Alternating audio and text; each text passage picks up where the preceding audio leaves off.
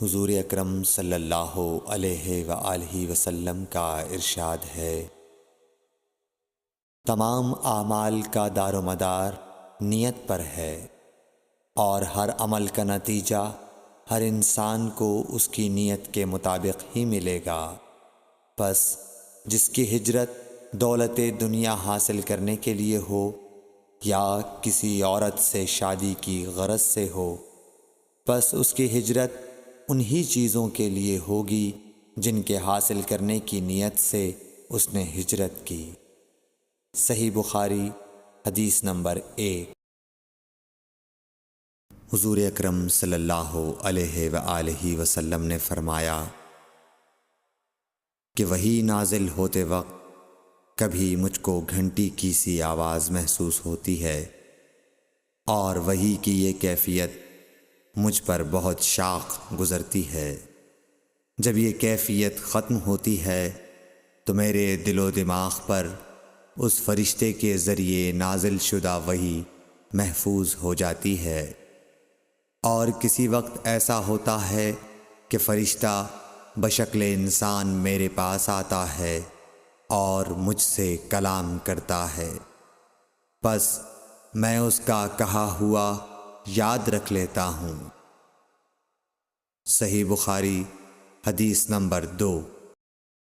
حضرت صلی اللہ علیہ وآلہ وسلم پر وحی کا ابتدائی دور اچھے سچے پاکیزہ خوابوں سے شروع ہوا۔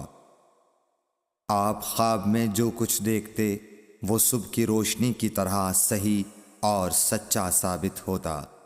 پھر من جانب قدرت آپ تنہائی پسند ہو گئے، اور آپ نے غار حرا میں خلوت نشینی اختیار فرمائی، اور کئی دن اور رات وہاں مسلسل عبادت اور یاد الہی و ذکر میں مشغول رہنے لگے۔ جب تک گھر آنے کو دل نہ چاہتا توشہ ہمراہ لیے ہوئے وہاں رہتے۔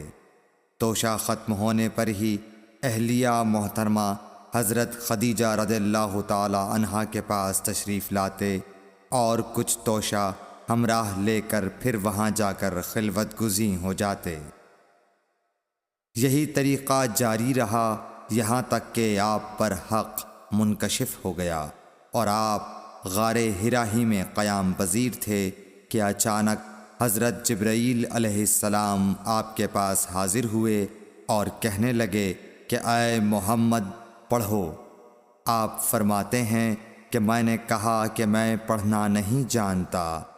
آپ صلی اللہ علیہ وسلم فرماتے ہیں کہ فرشتے نے مجھے پکڑ کر اتنے زور سے بھینچا کہ میری طاقت جواب دے گئی، پھر مجھے چھوڑ کر کہا پڑھو۔ میں نے پھر وہی جواب دیا کہ میں پڑھا ہوا نہیں ہوں۔ اس فرشتے نے مجھ کو نہایت ہی زور سے بھینچا کہ مجھ کو سخت تکلیف محسوس ہوئی، پھر اس نے کہا کہ پڑھ۔ میں نے کہا میں پڑھا ہوا نہیں ہوں۔ فرشتے نے تیسری بار مجھ کو پکڑا اور تیسری مرتبہ پھر مجھ کو بھینچا، پھر مجھے چھوڑ دیا اور کہنے لگا کہ پڑھو اپنے رب کے نام کی مدد سے جس نے پیدا کیا اور انسان کو خون کی پھٹکی سے بنایا۔ پڑھو اور آپ کا رب بہت ہی مہربانیاں کرنے والا ہے۔ پس یہی آیتیں آپ حضرت جبرائیل علیہ السلام سے سن کر اس حال میں غار حرا سے واپس ہوئے کہ آپ کا دل اس انوکھے واقعے سے کانپ رہا تھا۔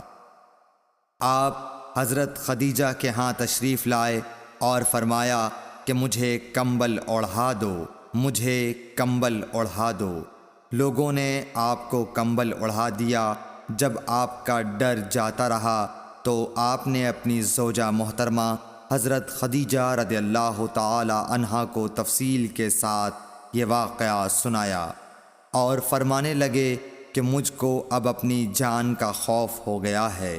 آپ کی اہلیہ محترمہ حضرت خدیجہ رضی اللہ تعالی عنہا نے آپ کی ڈھارس بندھائی اور کہا کہ آپ کا خیال صحیح نہیں ہے۔ اللہ کی قسم آپ کو اللہ کبھی رسوا نہیں کرے گا۔ آپ تو اخلاق فاضلہ کے مالک ہیں، آپ تو کنبہ پرور ہیں، بے کسوں کا بوجھ اپنے سر پر رکھتے ہیں، مفلسوں کے لیے آپ کماتے ہیں، مہمان نوازی میں آپ بے مثال ہیں، اور مشکل وقت میں آپ امر حق کا ساتھ دیتے ہیں۔ ایسے اوصاف حسنہ والا انسان یوں بے وقت ذلت و خواری کی موت نہیں پا سکتا۔ پھر مزید تسلی کے لیے حضرت خدیجہ رضی اللہ تعالی عنہا آپ کو ورقہ بن نوفل کے پاس لے گئیں، جو ان کے چچا زاد بھائی تھے اور زمانہ جاہلیت میں نصرانی مذہب اختیار کر چکے تھے اور عبرانی زبان کے کاتب تھے۔ چنانچہ انجیل کو بھی حسب منشائے خداوندی عبرانی زبان میں لکھا کرتے تھے۔ انجیل سریانی زبان میں نازل ہوئی تھی، پھر اس کا ترجمہ عبرانی زبان میں ہوا۔ ورقہ اسی کو لکھتے تھے۔ وہ بہت بوڑھے ہو گئے تھے، یہاں تک کہ ان کی بینائی بھی رخصت ہو چکی تھی۔ حضرت خدیجہ رضی اللہ تعالی عنہا نے ان کے سامنے آپ کے حالات بیان کیے اور کہا کہ اے چچا زاد بھائی، اپنے بھتیجے محمد صلی اللہ علیہ وسلم کی زبانی ذرا ان کی کیفیت سن لیجئے۔ وہ بولے کہ بھتیجے، آپ نے جو کچھ دیکھا ہے اس کی تفصیل سناؤ۔ چنانچہ آپ صلی اللہ علیہ وآلہ وسلم نے از اول تا آخر پورا واقعہ سنایا، جسے سن کر ورقہ بے اختیار ہو کر بول اٹھے کہ یہ تو وہی ناموس معزز رازدان فرشتہ ہے جسے اللہ نے حضرت موسیٰ علیہ السلام پر وحی دے کر بھیجا تھا۔ کاش میں آپ کے اس عہد نبوت کے شروع ہونے پر جواں عمر ہوتا، کاش میں اس وقت تک زندہ رہتا جب کہ آپ کی قوم آپ کو اس شہر سے نکال دے گی۔ رسول کریم صلی اللہ علیہ وآلہ وسلم نے یہ سن کر تعجب سے پوچھا کہ کیا وہ لوگ مجھ کو نکال دیں گے، حالانکہ میں تو ان میں صادق و امین و مقبول ہوں۔ ورقہ بولا، ہاں یہ سب کچھ سچ ہے، مگر جو شخص بھی آپ کی طرح امر حق لے کر آیا، لوگ اس کے دشمن ہی ہو گئے ہیں۔ اگر مجھے آپ کی نبوت کا وہ زمانہ مل جائے تو میں آپ کی پوری مدد کروں گا، مگر ورقہ کچھ دنوں کے بعد انتقال کر گئے۔ پھر کچھ عرصے تک وحی کی آمد موقوف رہی۔ صحیح بخاری حدیث نمبر 3۔ حضور اکرم صلی اللہ علیہ وآلہ وسلم نے وحی کے رک جانے کے زمانے کے حالات بیان فرماتے ہوئے کہا کہ ایک روز میں چلا جا رہا تھا کہ اچانک میں نے آسمان کی طرف ایک آواز سنی اور میں نے اپنا سر آسمان کی طرف اٹھایا۔ کیا دیکھتا ہوں کہ وہی فرشتہ جو میرے پاس غار حرا میں آیا تھا، وہ آسمان و زمین کے بیچ میں ایک کرسی پر بیٹھا ہوا ہے۔ میں اس سے ڈر گیا اور گھر آنے پر میں نے پھر کمبل اوڑھنے کی خواہش ظاہر کی۔ اس وقت اللہ پاک کی طرف سے یہ آیات نازل ہوئیں، اے لحاف اوڑھ کر لیٹنے والے، اٹھ کھڑا ہو اور لوگوں کو عذاب الہی سے ڈرا، اور اپنے رب کی بڑائی بیان کر، اور اپنے کپڑوں کو پاک صاف رکھ اور گندگی سے دور رہ۔ اس کے بعد وہی تیزی کے ساتھ پے در پے آنے لگی۔ صحیح بخاری حدیث نمبر 4۔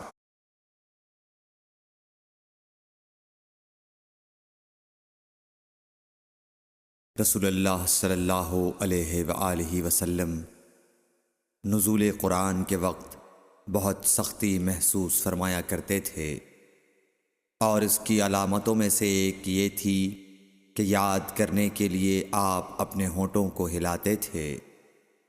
ابن عباس رضی اللہ تعالیٰ عنہ نے کہا، میں اپنے ہونٹوں کو ہلاتا ہوں جس طرح آپ ہلاتے تھے۔ سعید کہتے ہیں، میں بھی اپنے ہونٹ ہلاتا ہوں جس طرح ابن عباس رضی اللہ تعالیٰ عنہ کو میں نے ہلاتے دیکھا۔ پھر انہوں نے اپنے ہونٹ ہلائے۔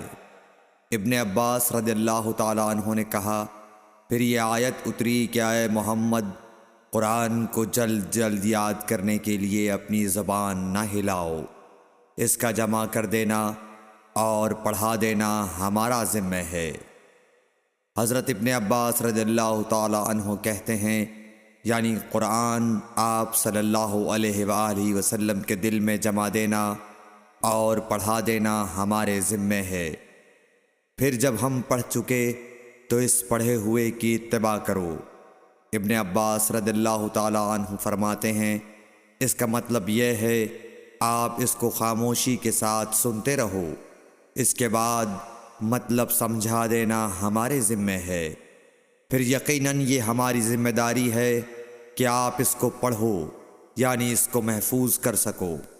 چنانچہ اس کے بعد جب آپ کے پاس حضرت جبرائیل علیہ السلام وحی لے کر آتے تو آپ توجہ سے سنتے، جب وہ چلے جاتے تو رسول اللہ صلی اللہ علیہ وسلم اس وحی کو اس طرح پڑھتے جس طرح حضرت جبرائیل علیہ السلام نے اسے پڑھا تھا۔ صحیح بخاری حدیث نمبر 5۔ رسول اللہ صلی اللہ علیہ وآلہ وسلم سب لوگوں سے زیادہ جواد سخی تھے، اور رمضان میں دوسرے اوقات کے مقابلے میں جب جبرائیل علیہ السلام آپ صلی اللہ علیہ وآلہ وسلم سے ملتے بہت ہی زیادہ جود و کرم فرماتے۔ جبرائیل علیہ السلام رمضان کی ہر رات میں آپ صلی اللہ علیہ وآلہ وسلم سے ملاقات کرتے اور آپ کے ساتھ قرآن کا دورہ کرتے۔ غرض حضرت صلی اللہ علیہ وآلہ وسلم لوگوں کو بھلائی پہنچانے میں بارش لانے والی ہوا سے بھی زیادہ جود و کرم فرمایا کرتے تھے۔ صحیح بخاری حدیث نمبر 6۔ ہرقل شاہ روم نے قریش کے قافلے میں ایک آدمی بلانے کو بھیجا، اور اس وقت یہ لوگ تجارت کے لیے ملک شام گئے ہوئے تھے، اور یہ وہ زمانہ تھا جب رسول اللہ صلی اللہ علیہ وسلم نے قریش اور ابو سفیان سے ایک وقتی عہد کیا ہوا تھا۔ جب ابو سفیان اور دوسرے لوگ ہرقل کے پاس ایلیا پہنچے جہاں ہرقل نے دربار طلب کیا تھا، اس کے گرد روم کے بڑے بڑے لوگ، علماء، وزراء و امراء بیٹھے ہوئے تھے۔ ہرقل نے ان کو اور اپنے ترجمان کو بلوایا، پھر ان سے پوچھا کہ تم میں سے کون شخص مدعی رسالت کا زیادہ قریبی عزیز ہے؟ ابو سفیان کہتے ہیں کہ میں بول اٹھا کہ میں اس کا سب سے زیادہ قریبی رشتہ دار ہوں۔ یہ سن کر ہرقل نے حکم دیا کہ اس ابو سفیان کو میرے قریب لا کر بٹھاؤ اور اس کے ساتھیوں کو اس کی پیٹھ کے پیچھے بٹھا دو۔ پھر اپنے ترجمان سے کہا کہ ان لوگوں سے کہہ دو کہ میں ابو سفیان سے اس شخص یعنی محمد صلی اللہ علیہ وسلم کے حالات پوچھتا ہوں، اگر یہ مجھ سے کسی بات میں جھوٹ بول دے تو تم اس کا جھوٹ ظاہر کر دینا۔ ابو سفیان کا قول ہے کہ خدا کی قسم اگر مجھے یہ غیرت نہ آتی کہ یہ لوگ مجھ کو جھٹلائیں گے تو میں آپ صلی اللہ علیہ وسلم کی نسبت ضرور غلط گوئی سے کام لیتا۔ خیر، پہلی بات جو ہرقل نے مجھ سے پوچھی وہ یہ کہ اس شخص کا خاندان تم لوگوں میں کیسا ہے؟ میں نے کہا وہ تو بڑے اونچے عالی نسب والے ہیں۔ کہنے لگا اس سے پہلے بھی کسی نے تم لوگوں میں ایسی بات کہی تھی؟ میں نے کہا نہیں۔ کہنے لگا اچھا اس کے بڑوں میں کوئی بادشاہ ہوا ہے؟ میں نے کہا نہیں۔ پھر اس نے کہا بڑے لوگوں نے اس کی پیروی اختیار کی ہے یا کمزوروں نے؟ میں نے کہا نہیں، کمزوروں نے۔ پھر کہنے لگا اس کے تابعدار روز بڑھتے جاتے ہیں یا کوئی ساتھی پھر بھی جاتا ہے؟ میں نے کہا نہیں۔ کہنے لگا کیا اپنے اس دعوی نبوت سے پہلے کبھی کسی بھی موقع پر اس نے جھوٹ بولا ہے؟ میں نے کہا نہیں، اور اب ہماری اس سے صلح کی ایک مقررہ مدت ٹھہری ہوئی ہے، معلوم نہیں وہ اس میں کیا کرنے والا ہے۔ ابو سفیان کہتے ہیں میں اس بات کے سوا اور کوئی جھوٹ اس گفتگو میں شامل نہ کر سکا۔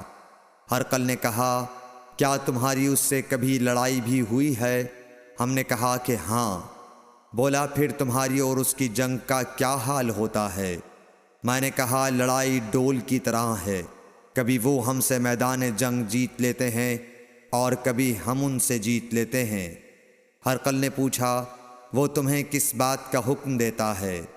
میں نے کہا وہ کہتا ہے کہ صرف ایک اللہ ہی کی عبادت کرو، اس کا کسی کو شریک نہ بناؤ، اور اپنے باپ دادا کی شرک کی باتیں چھوڑ دو، اور ہمیں نماز پڑھنے، سچ بولنے، پرہیزگاری اور صلہ رحمی کا حکم دیتا ہے۔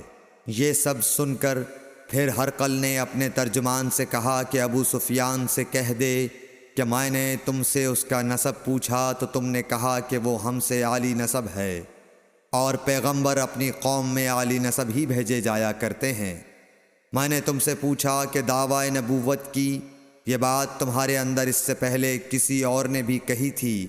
تو تم نے جواب دیا کہ نہیں۔ تب میں نے اپنے دل میں کہا کہ اگر یہ بات اس سے پہلے کسی اور نے کہی ہوتی تو میں سمجھتا کہ اس شخص نے بھی اسی بات کی تقلید کی ہے جو پہلے کہی جا چکی ہے۔ میں نے تم سے پوچھا کہ اس کے بڑوں میں کوئی بادشاہ بھی گزرا ہے تو تم نے کہا کہ نہیں۔ تو میں نے دل میں کہا کہ ان کے بزرگوں میں سے کوئی بادشاہ ہوا ہوگا تو کہہ دوں گا کہ وہ شخص اس بہانے اپنے آباء و اجداد کی بادشاہت اور ان کا ملک دوبارہ حاصل کرنا چاہتا ہے۔ اور میں نے تم سے پوچھا کہ اس بات کے کہنے یعنی پیغمبری کا دعویٰ کرنے سے پہلے تم نے کبھی اس کو دروغ گوئی کا الزام لگایا ہے؟ تم نے کہا کہ نہیں۔ تو میں نے سمجھ لیا کہ جو شخص آدمیوں کے ساتھ دروغ گوئی سے بچے وہ اللہ کے بارے میں کیسے جھوٹی بات کہہ سکتا ہے۔ اور میں نے تم سے پوچھا کہ بڑے لوگ اس کے پیرو ہوتے ہیں یا کمزور آدمی؟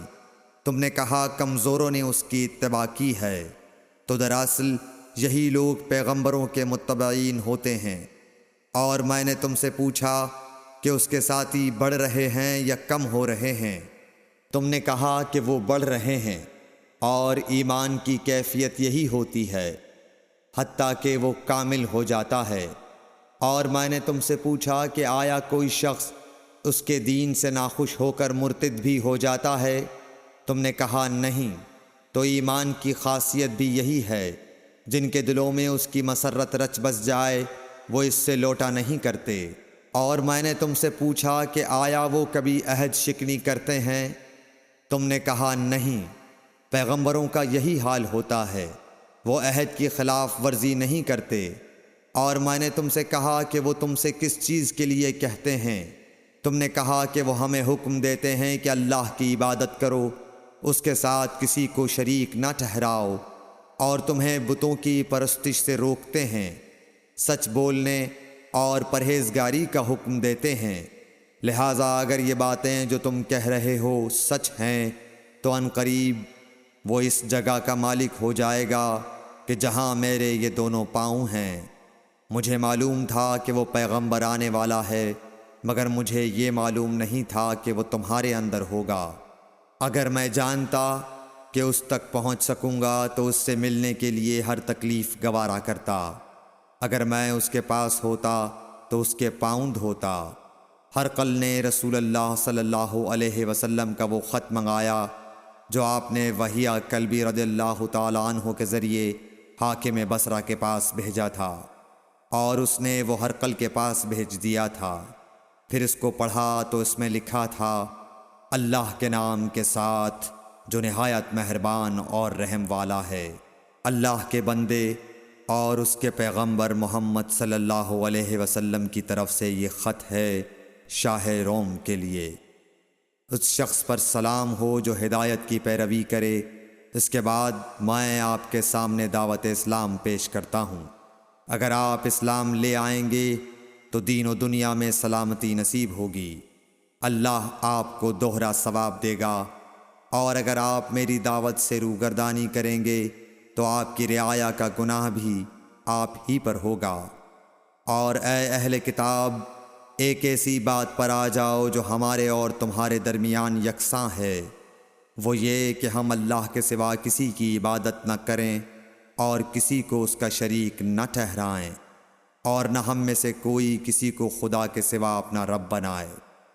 پھر اگر وہ اہل کتاب اس کتاب سے منہ پھیر لیں تو مسلمانوں، تم ان سے کہہ دو کہ تم مانو یا نہ مانو، ہم ایک خدا کے اطاعت گزار ہیں۔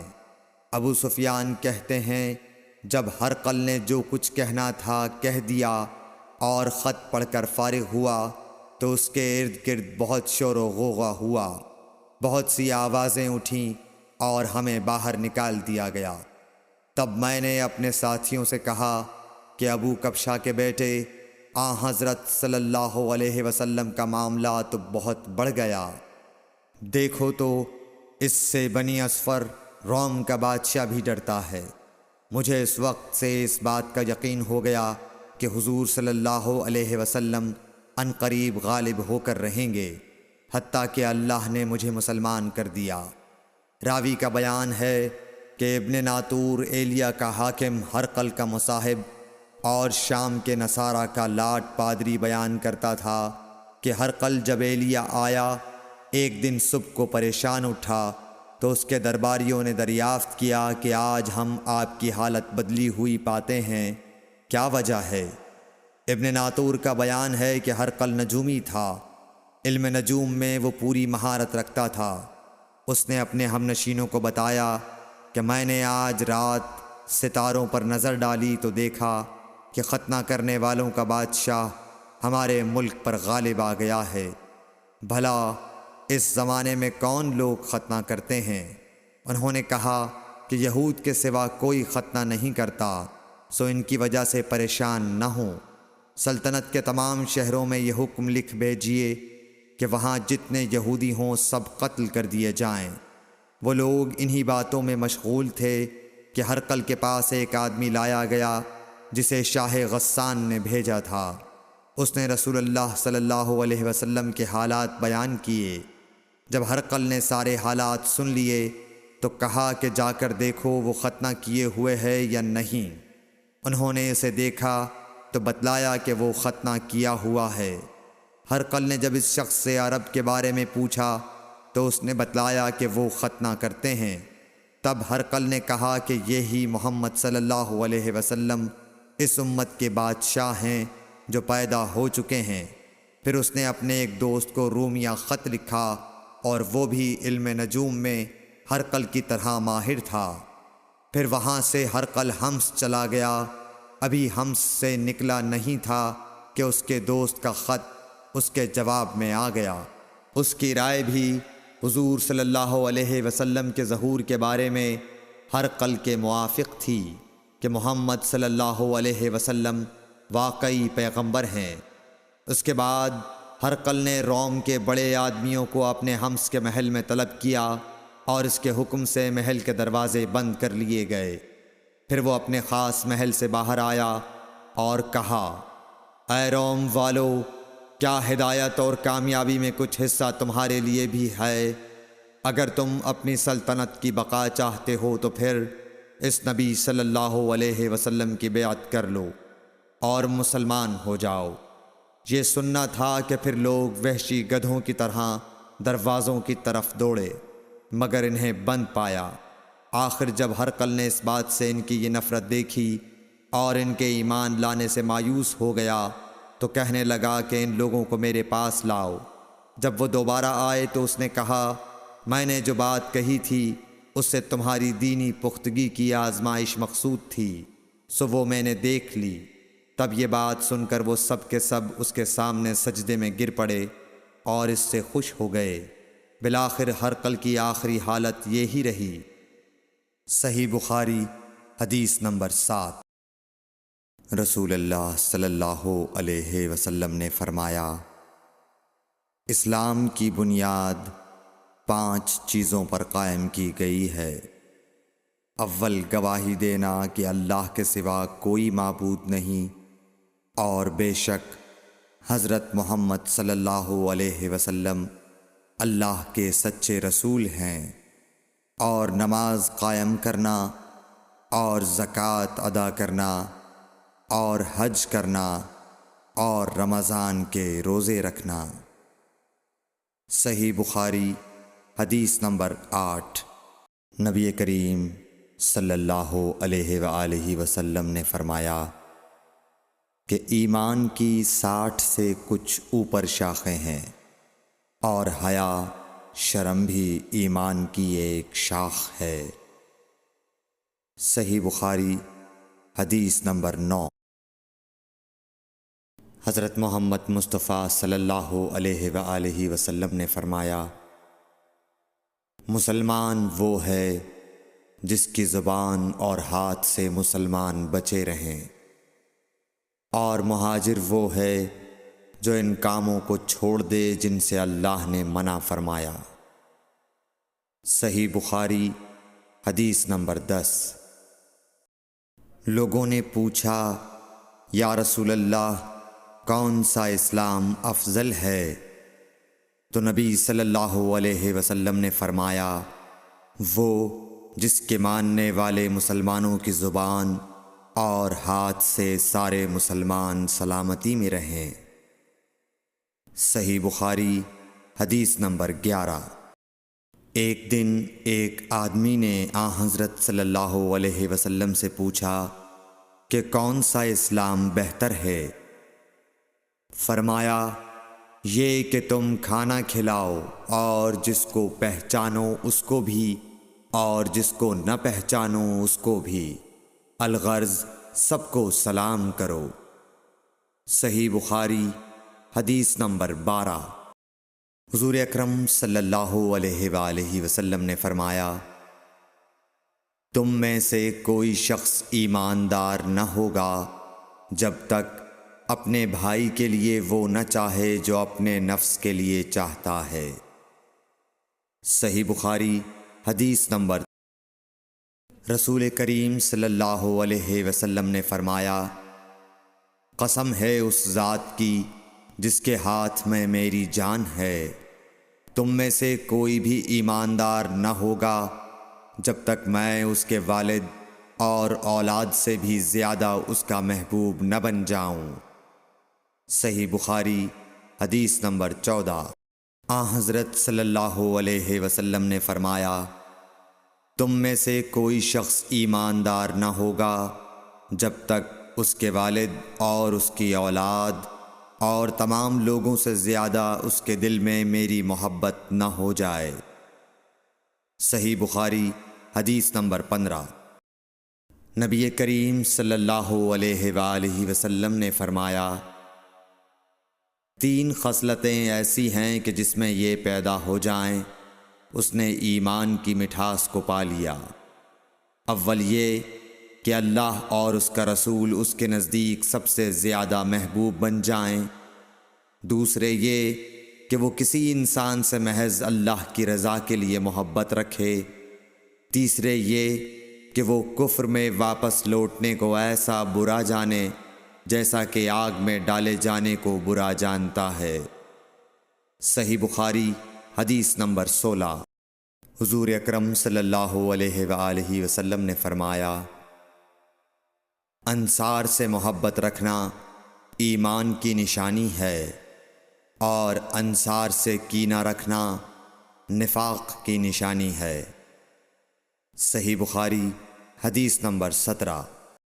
رسول اللہ صلی اللہ علیہ وسلم نے اس وقت جب آپ کے گرد صحابہ کی ایک جماعت بیٹھی ہوئی تھی فرمایا کہ مجھ سے بیعت کرو اس بات پر کہ اللہ کے ساتھ کسی کو شریک نہ کرو گے، چوری نہ کرو گے، زنا نہ کرو گے، اپنی اولاد کو قتل نہ کرو گے، اور ناعمدن کسی پر کوئی ناحق بہتان باندھو گے، اور کسی بھی اچھی بات میں اللہ کی نافرمانی نہ کرو گے۔ جو کوئی تم میں اس عہد کو پورا کرے گا تو اس کا ثواب اللہ کے ذمے ہے، اور جو کوئی ان بری باتوں میں سے کسی کا ارتکاب کرے اور اسے دنیا میں اسلامی قانون کے تحت سزا دے دی گئی تو یہ سزا اس کے گناہوں کے لیے بدلہ ہو جائے گی، اور جو کوئی ان میں سے کسی بات میں مبتلا ہو گیا اور اللہ نے اس کے گناہ کو چھپا لیا تو پھر اس کا معاملہ اللہ کے حوالے ہے، اگر چاہے معاف کرے اور اگر چاہے سزا دے دے۔ عبادہ کہتے ہیں کہ پھر ہم سب نے ان سب باتوں پر آپ صلی اللہ علیہ وسلم سے بیعت کر لی۔ صحیح بخاری حدیث نمبر 18۔ رسول اللہ صلی اللہ علیہ وسلم نے فرمایا، وہ وقت قریب ہے جب مسلمان کا سب سے عمدہ مال اس کی بکریاں ہوں گی، جن کے پیچھے وہ پہاڑوں کی چوٹیوں اور برساتی وادیوں میں اپنے دین کو بچانے کے لیے بھاگ جائے گا۔ صحیح بخاری حدیث نمبر 19۔ رسول اللہ صلی اللہ علیہ وسلم کسی کام کا حکم دیتے تو وہ ایسا ہی کام ہوتا جس کے کرنے کی لوگوں میں طاقت ہوتی۔ اس پر صحابہ کرام نے عرض کیا کہ یا رسول اللہ، ہم لوگ تو آپ جیسے نہیں ہیں، آپ تو معصوم ہیں اور آپ کی اللہ پاک نے اگلی پچھلی سب لغزشیں معاف فرما دی ہیں، اس لیے ہمیں اپنے سے کچھ زیادہ عبادت کرنے کا حکم فرمائیے۔ یہ سن کر آپ ناراض ہوئے، حتیٰ کہ خفگی آپ کے چہرہ مبارک سے ظاہر ہونے لگی۔ پھر فرمایا کہ بے شک میں تم سب سے زیادہ اللہ سے ڈرتا ہوں اور تم سب سے زیادہ اسے جانتا ہوں، بس تم مجھ سے بڑھ کر عبادت نہیں کر سکتے۔ صحیح بخاری حدیث نمبر 20۔